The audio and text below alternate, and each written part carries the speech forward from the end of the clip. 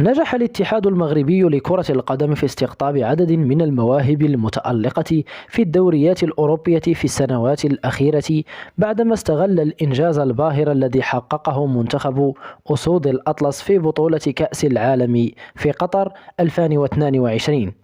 حينما بلغ الدور النصف النهائي في وصول غير مسبوق للكرة العربية والأفريقية. ويواصل كشاف الاتحاد المغربي جلب أكبر عدد من المواهب النادرة، حيث أضحت جميع المنتخبات السنة تضم في صفوفها لاعبين من أصحاب الجنسية المزدوجة، وذلك بعد إقناعهم بارتداء قميص منتخب بلدهم الأصلي على حساب منتخبات المنشأ مثل فرنسا، هولندا، بلجيكا وألمانيا.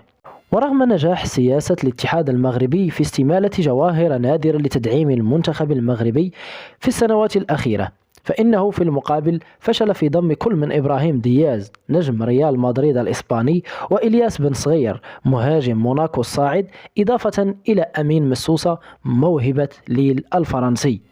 وفي هذا الإطار فقد كشف مصدر من الاتحاد المغربي لكرة القدم لموقع العربي الجديد على أن الصراع ما زال محتدما من أجل إقناع اللاعب أيمن مسوسة باللاعب لمنتخب أسود الأطلس، نظرا للمؤهلات الفنية العالية التي يملكها، معترفا في الوقت ذاته بالصعوبات التي يجدها المغرب في ذلك، بالنظر إلى المنافسة القوية في المنتخبين الجزائري والفرنسي. وأضاف المصدر نفسه أن المدير الفني للمنتخب المغربي التقى اللاعب أيمن مسوسة في فرنسا في شتنبر الماضي، حيث عرض عليه فكرة الانضمام إلى منتخب أسود الأطلس من دون الحصول منه على موافقة مبدئية،